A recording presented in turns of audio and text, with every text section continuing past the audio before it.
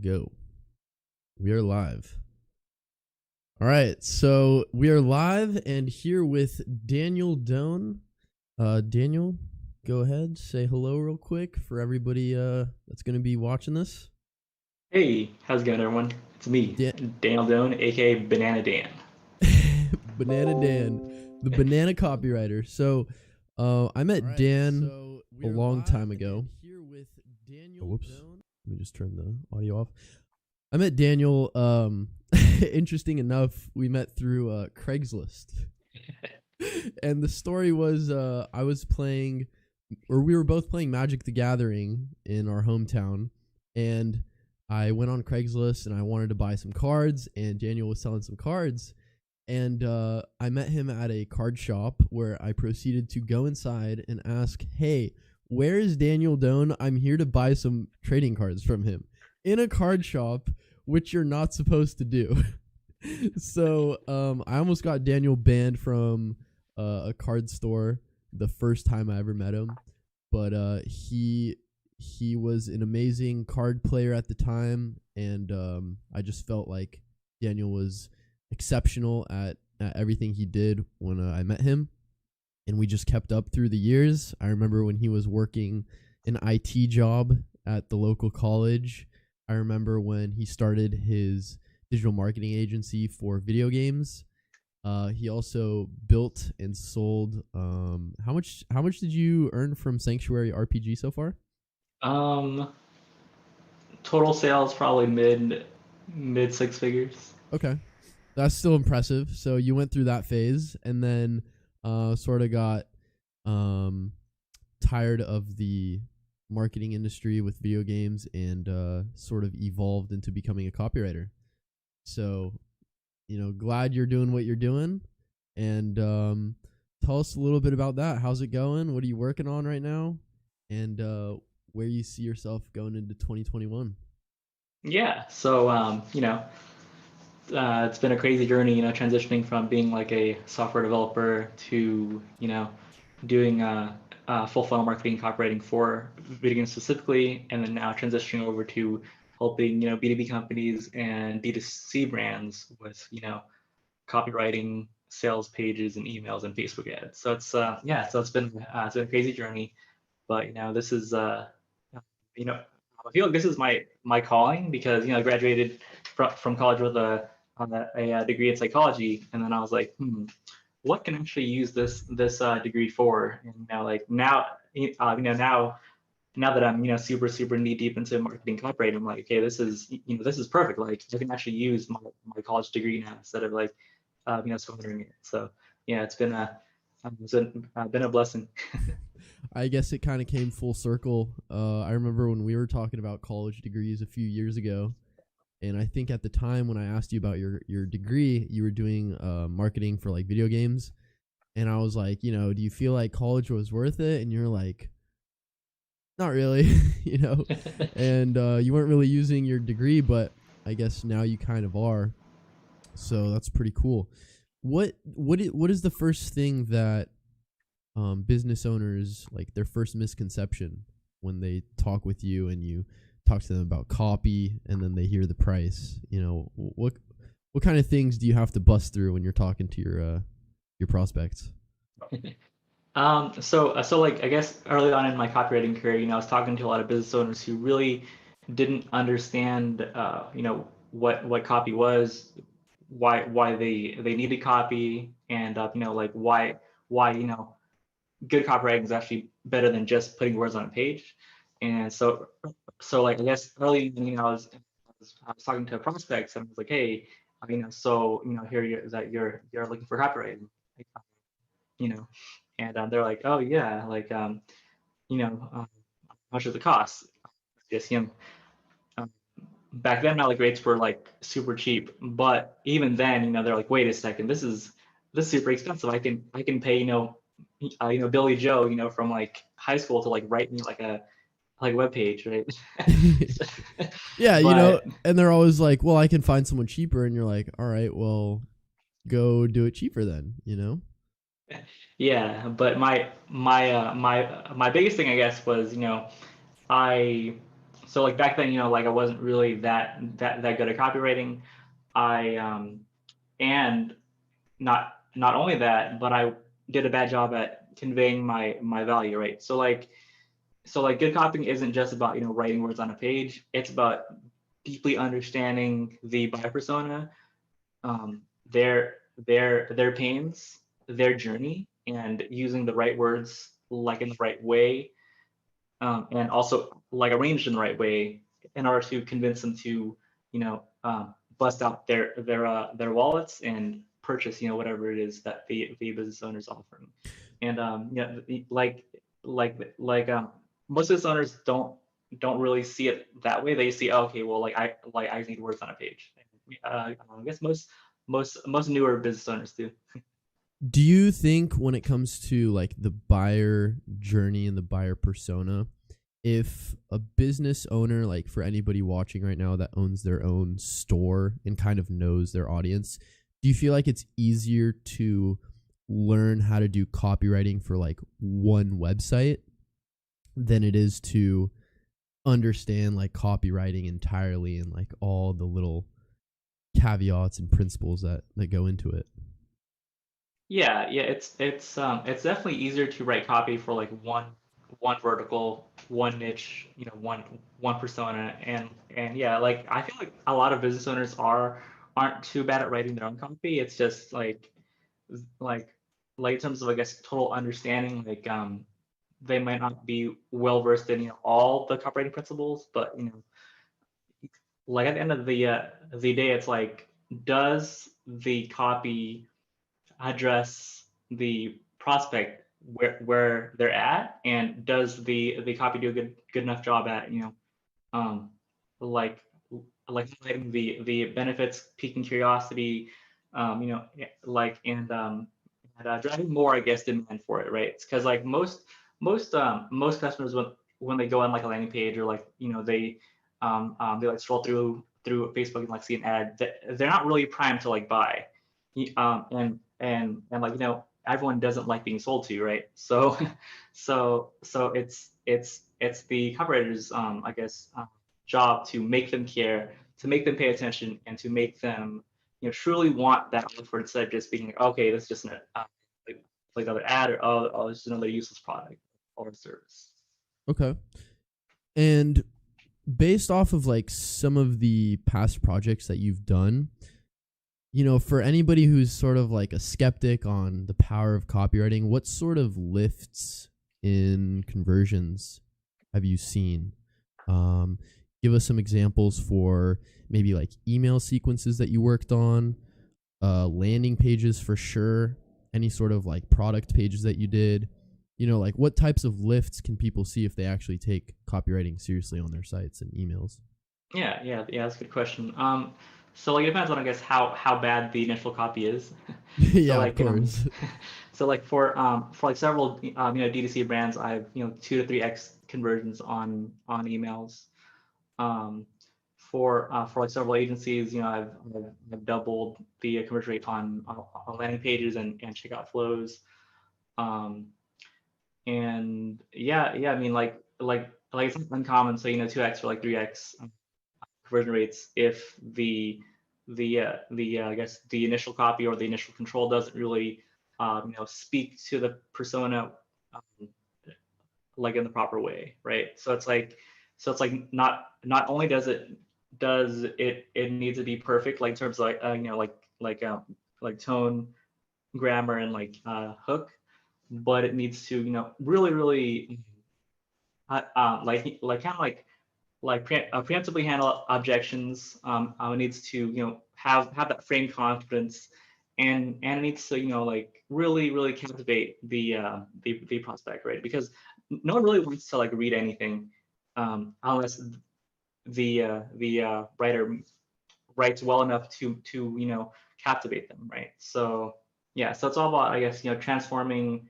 something that's like kind of bland, kind of passable, kind of cliche, kind of boring, into something that's like, holy crap, like, okay, like this is genuinely interesting to me, and this might help me if I continue reading and eventually buy. Would you agree with the statement that you're not optimizing the words on the page, you're optimizing sequences of thoughts. Like you said, everybody has a different point in their buyer journey at different areas in the sales funnel. Whether that's they're on the home page, if they're on the checkout page, or if they're looking at a abandoned cart email, there's like different thought sequences that are going on there. Yeah. That's definitely a very important part too. Like, well, I found that like there's like two different types of, I guess, people who reach out to me. One is the person who, you know, generally is not good at writing. They'll be like, okay, well, I'm a salesperson, or like I'm a product guy, or a product girl, and they don't really they don't like writing. They've tried to hire writers before, but, you know, like, it's not really compelling. And when they do write, you know, it's like it's not polished, like it's not as polished as their product, which, you know, kind of leads them to or so like it leads their prospects to kind of lose trust in them, because the writing's kind of like stilted, or like kind of, I guess, like subjectively bad. Even um, if it's done by a copywriter? um, Well, I feel like a lot of people who call themselves copywriters don't really understand the true nuances of copy. You know, personally, I was a victim of this. You know, I've been calling myself a copywriter for a very long time. When I first started out, though, you know, I was definitely not good. And so, like I'm continuing to, you know, get better and better every single day.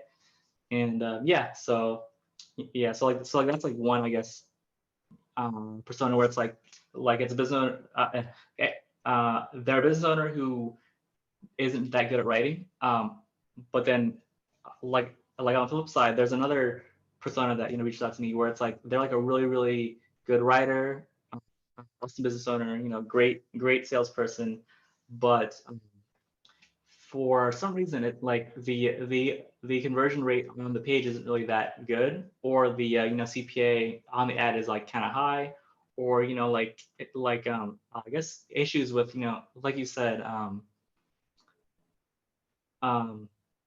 the thought process and that bridge, right? So it's like in cases like that, like it might not be that the copy is objectively bad in terms of like flow and grammar and, like, you know, spelling and presentation, but it's that the copy fails to bridge the gap between where the prospect is and where they want to be, and how the product or service or offer fits into that. Right? So in that case, you know, I would definitely go in and basically analyze the offer, the persona, and the market, to come up with like a better way to bridge that gap. How do you handle maybe somebody who's on the fence about hiring you? Obviously, you charge a lot for your copywriting. If somebody had let's say they had like a product page on Shopify, is there anything that you could tell them or explain visually to make somebody understand that, like, hey, this is why your copy is terrible on this page? Hmm. Um, I mean, like at a glance, like, you know, I could see if the headlines are like weak. I could see if, you know, the fascination bullets could use more curiosity. I could see if the buyer persona is being, you know, called out properly, like in the right way, you know, with it's like a gentle tone. And I could, there's like, I guess like I have a pretty big checklist of this, that I go through. But yeah, so I guess like there are, I guess, initial, you know, surface level ways to, you know, kind of quickly diagnose things, but honestly, it it's hard to it's hard to really diagnose the problem without, you know, doing like a deep dive into everything. Yeah. Okay. All right. Yes. I mean, the reason why I ask is I've spoken with people who are just hesitant about copy, and, you know, business owners are already so busy that they don't have time to sit down and like, look at their product page copy and be like, okay, it needs more curiosity. They just see a 1% conversion rate, they see money coming in, and they get comfortable in that spot. But how do you use copywriting to scale? Yeah, so I mean, like a lot of the times it's like when there's a product or service or offer that's like good already, sometimes like it's okay. So it's like how do we optimize the back end numbers, right? How do we increase the lifetime customer value? How do we increase the average order value? How do we decrease the customer acquisition costs, right? So like these are things that can be addressed with copy. It can be addressed with design. It can be addressed with CRO elements like like pop-ups, and yeah. So I mean, there's a lot of different like like levers that can be pulled. Copy is one of those levers, and from my experiences, can be one of the most powerful levers.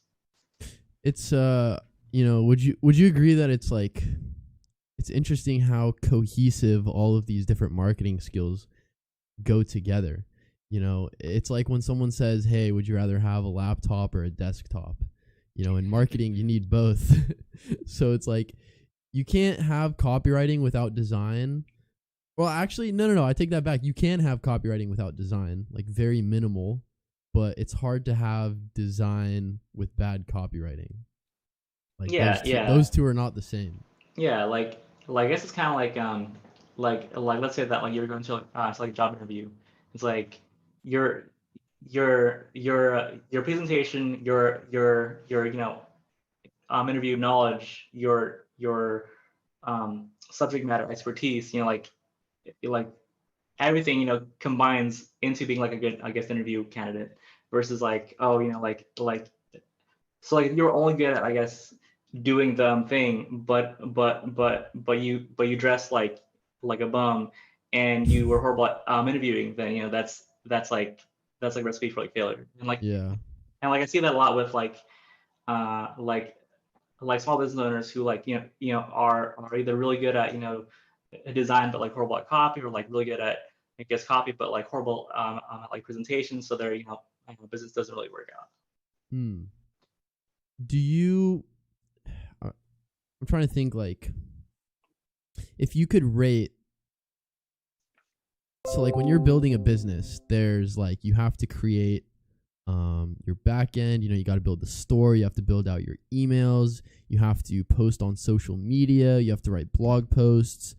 Um, how would you rank copywriting in like any business owner's skill book or bag of skills? Like, where would you rank copywriting in terms of like, is it the absolute most critical skill to have if you're trying to be like an entrepreneur and run your own Shopify store, for example?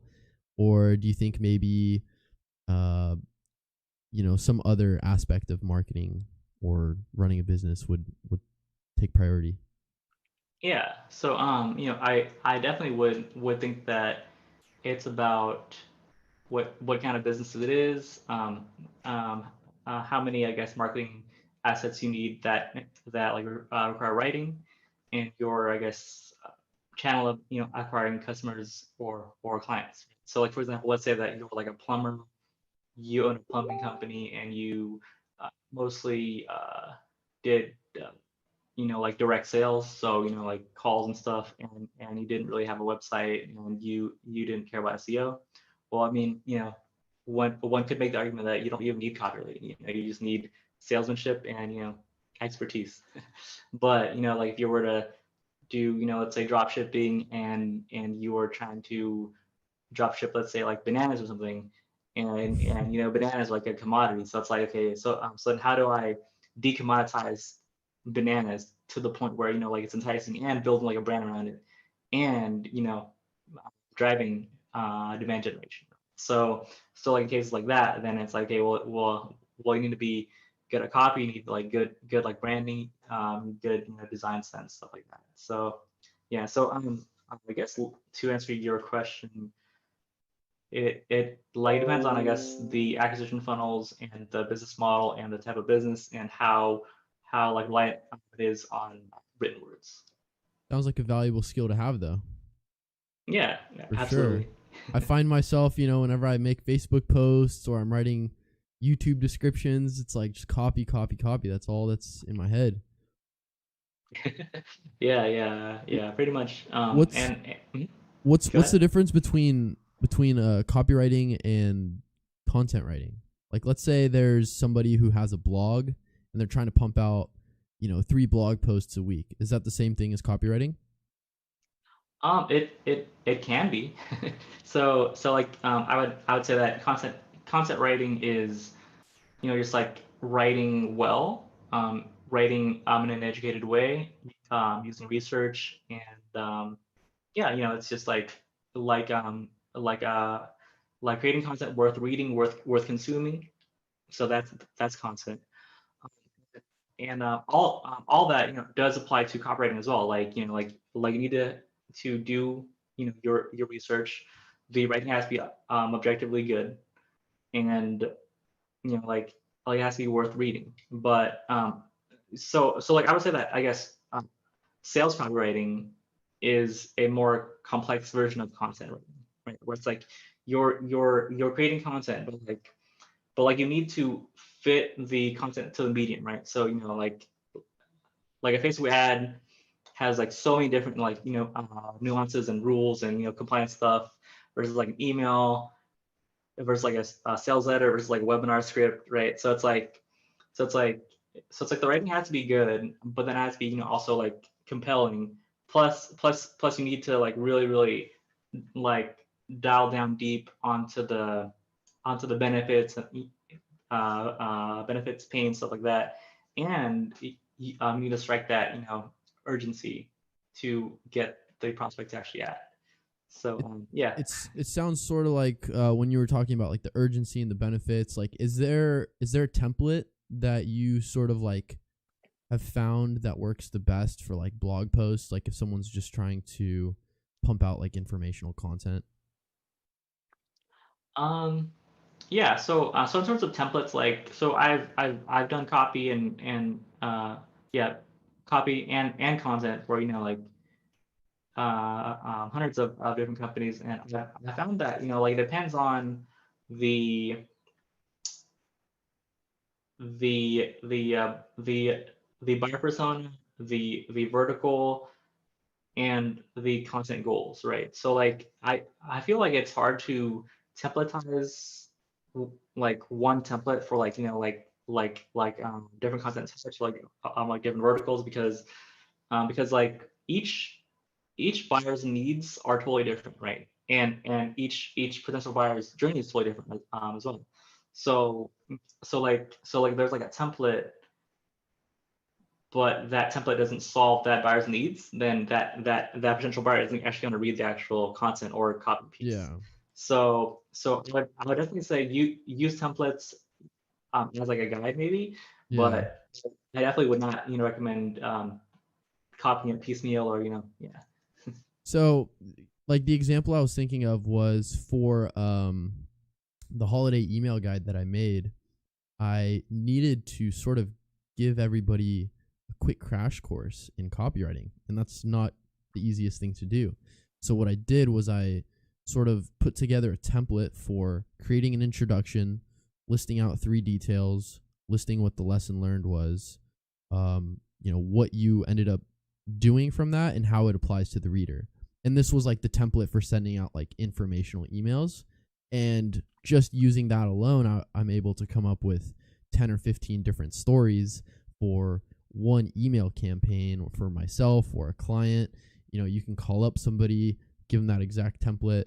So I guess that's sort of what I was thinking more about is like, is there like for somebody who has no idea how to write a blog post, you could say, hey, if you want to write an informational article about this, you would have your intro, you would list,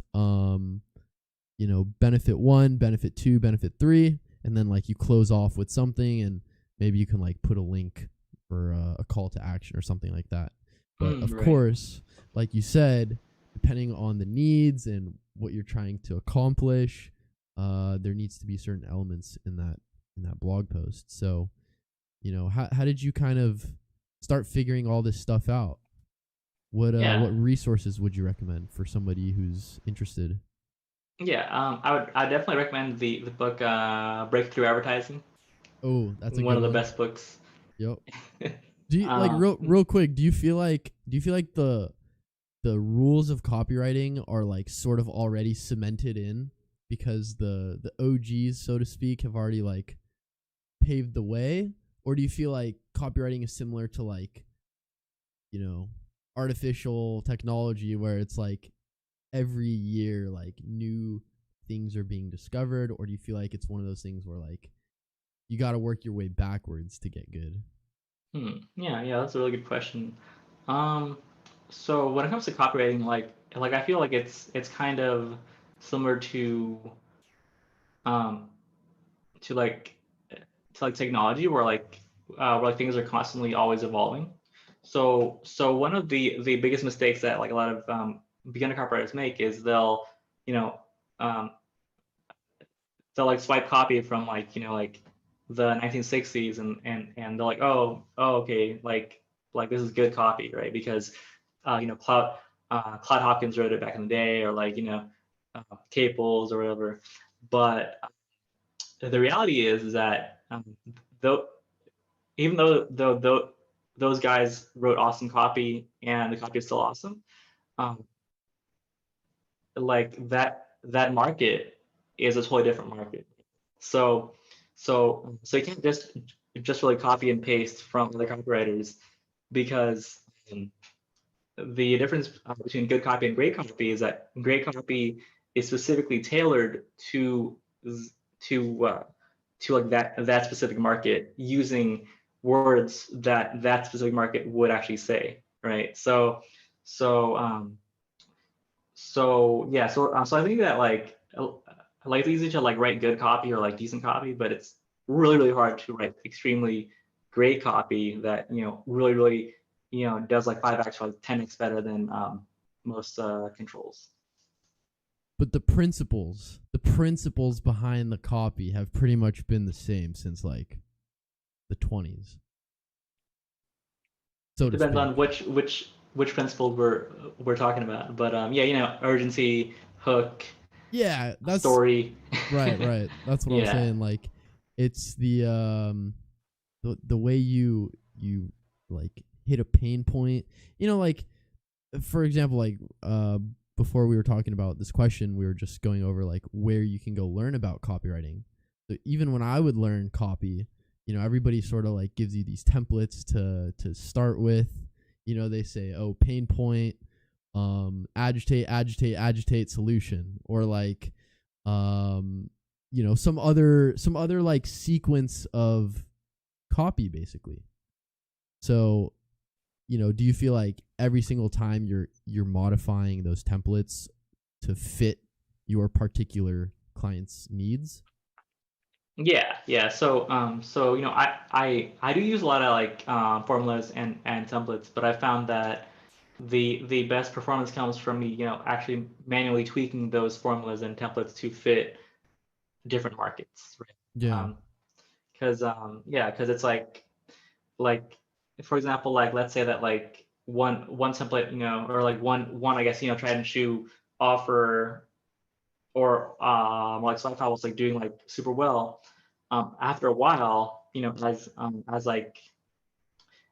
that ad, or like that offer, keeps running, um, that that market's going to be super saturated with that offer, and so the market's not going to be responsive to the offer anymore, right? So like for example, let's say that's like lose 20 pounds in like 20 days, like like like at one point in time that was a really cool offer, like whoa, like really. But like now it's like kind of cliche, and it's like not really believable anymore, like okay, well, like it sounds like a scammy thing. Yeah. Yeah, exactly. So like what would be an example of like kind of countering that saturation and putting a new spin on that? Yeah, so I feel like it's the copywriter or the business owner's job to come up with like a good big idea, quote unquote big idea, that kind of transcends the like it kind of like it identifies the core pain and like addresses it, but like in a new way, um, like a new like proprietary way where the prospects gonna be like, whoa, like I've never heard of that before. Like it might be different, right? So I like to like, try to make it like new and like unique, basically. So like for example, the lose 20 pounds in 20 days. That's overdone. But like a unique spin on that, like you're saying how you kind of have to apply these formulas and templates to like come up with something that transcends what everybody else is doing. What sort of angles could you come up with? Like, is there any maybe like specific weight loss case studies that you remember you like had an aha moment where you just thought of like some crazy angle? Like how does that process play out? Yeah, so like brainstorming the big idea is one of the hardest things that a copywriter can actually do. Yeah, like Um, like breakthrough advertising says, you gotta like write a headline and spend like 3-4 days or a week or 2 weeks, whatever it is, to just get those words right. yeah, because it's really hard to really stand out in like most marketplaces. Because I feel like most markets out there are very saturated. Most most markets out there are very skeptical, and most markets out there have a lot of competition. And so the last thing you want to do is enter a market with the same offer as everyone else, and be the new guy, right? So it's just like you're definitely gonna lose. It's like back in the video game space, like I noticed that there's a lot of game developers out there who would kind of like release like a clone of whatever popular games out there, like Flappy Bird or like Diablo or whatever. And I realized that those people who were simply copying existing offers, those people were the ones that really like it was really hard for them to like make a dent simply because they're not new or unique, right? If you're the first one to sort of like, let's say Flappy Bird just came out and you're the first one to copy it, like could you find some like temporary success there?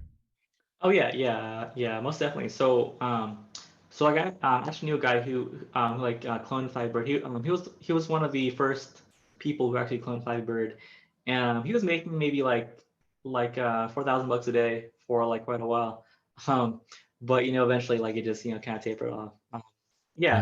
So like if you were the like second person or the third person and you kind of capitalize or like you kind of yeah so like you kind of capitalize on the front runner success, then like that might be like a short term option. But I feel like the best businesses are like always longer term plays. Do you feel like it's similar in copy where like you'll create a new angle and that'll be the front runner and then like everybody starts copying you and then like after a couple months you'll see that like you need something new? Yeah, yeah. So that's why the best marketers, the best product owners, the best business owners, like they're always evolving their message with their market, right? So like and like because markets change, people grow older, people experience different things. Newer technology affects people like in different ways. So markets come and go. For example, you know um, let's say the typewriter market, right? Like that market used to be so big, and now it's gone. So yeah, always adapt or die. Hmm. So like it, over the course of a year, um when you start, let's say you start at the beginning of the year, how do you approach copy? Do you A/B test 5 different pages, or do you sort of like take what's existing and just refine it into one variation? How do you go about like optimizing your copy? Yeah, that's a really good question. So when it comes to like product launches or like like sales phases launches, one of the best techniques is to just like launch with like something first, so just like anything. Then when you get the metrics on it, right? So click through rate, take rate, bounce rate, stuff like that. And then once you like get like a statistically significant number of like targeted traffic, you would then test out different leads. So like different hooks, different headlines, and then just like constantly be I guess like surveying people who like did buy, and also surveying people who like didn't buy, right? So like survey the people who like did buy, and ask them what convinced them to buy, right? So and then you can use that in your new experiments, and then survey the people who like didn't buy, and ask them, hey, so like why didn't you buy?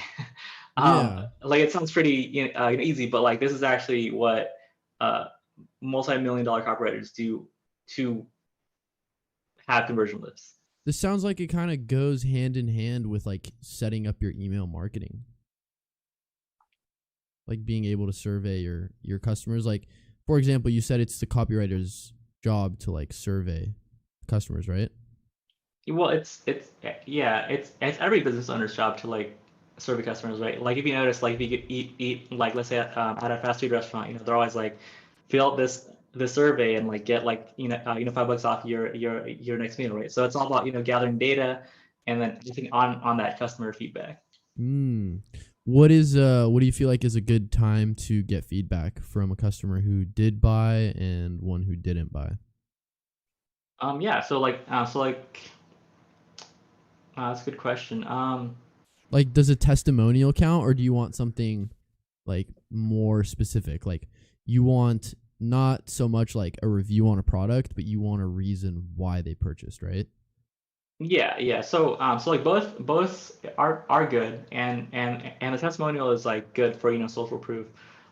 But the more important part is like asking them, I guess, the psychological reason why they actually move forward with your offer, and like didn't hesitate, or like like what main benefit or like objection that got handled that caused them to actually act, right? By the way, Sin Games in chat said, all good, bro, thanks. How's life with you? Doing good. Interviewing Daniel, freaking badass copywriter. And we're just geeking out on copy. So that's pretty cool. Tell us a little bit about, like, if someone wants to get started with copywriting, like, what are some good resources? Because I know that we were talking about, like, copywriting courses, and there's just so much out there. It's like, who's good, who's bad? I know, like, some names off the top of my head are, like, The Hoth, maybe, like, Frank Kern, YouTube, any Facebook groups. Of course, your Facebook group, Bad Business Secrets with Daniel Doan. Yeah, so I definitely recommend books. Like I've read probably over 40 copywriting books so far. And well, the first time that the first time that I read, like I was like, whoa, this is like mind blowing. And then the 30 after that, like each book I probably learned maybe like 2 or 3 golden nuggets. So like there is kind of like a diminishing returns on copywriting books, but I would highly recommend Googling top 10 copywriting books and then just reading those. Okay, that's a good place to start. And then I actually blog a lot about copywriting. So if you go to my website, www.danieldoan.net, I have, I think, like over 70 blog posts on copywriting, and then I also have a book called the Banana Copywriting Bible, which is like this like giant, giant book that kind of, I guess, I kind of distilled all of my best learnings from all 40 copywriting books like into one book. so it's kind of like a Cliff's Notes version, but it's kind of like a super long Cliff's Notes, I guess. So yeah, that's I've read that's it. pretty decent. I've read it and I'm very impressed. That's like when I'm like, yeah, what should somebody do to like start copy? Go get the Banana Bible. The Copywriting Banana Bible. I'll leave a link in the description, but I just dropped your link in the chat. We have 3 people watching right now.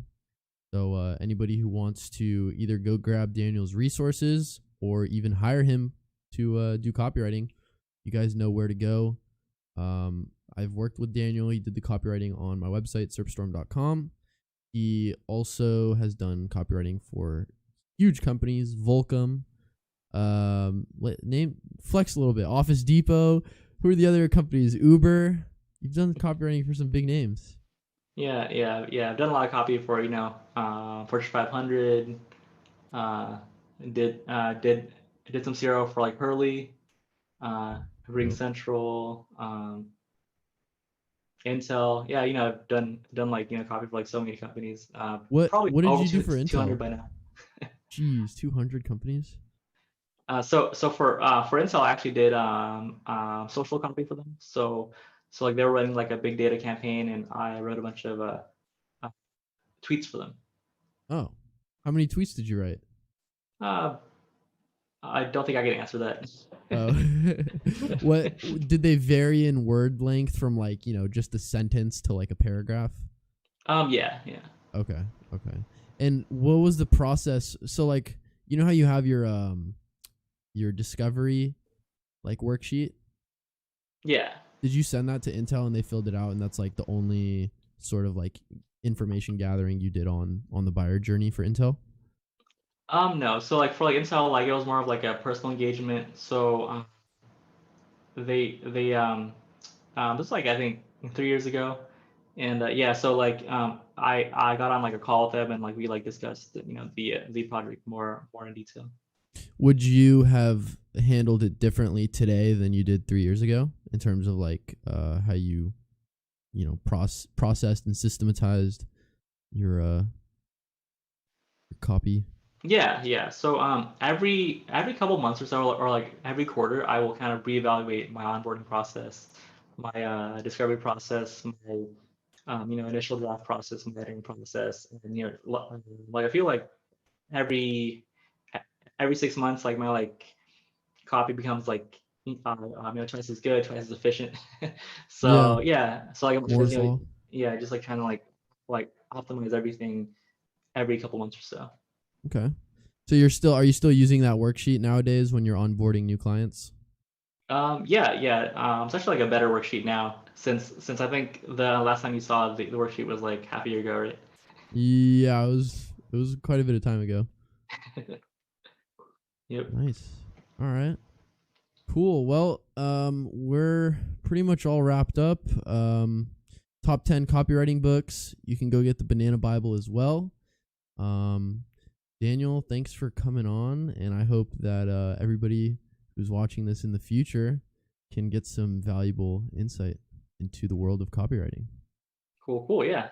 It was a pleasure having me on here, and for all you listeners, like if you ever need like a second set of eyes on your landing page or like emails or whatever, just like feel free to hit me up. www.download.net and fill out the form. Yeah. Yep, Happy to help. I'll be leaving a comment in the description as well, and I'll leave a link to your Facebook group too. That's literally probably the best Facebook group I'm in. So entertaining. And Lots of banana memes. lots of banana memes.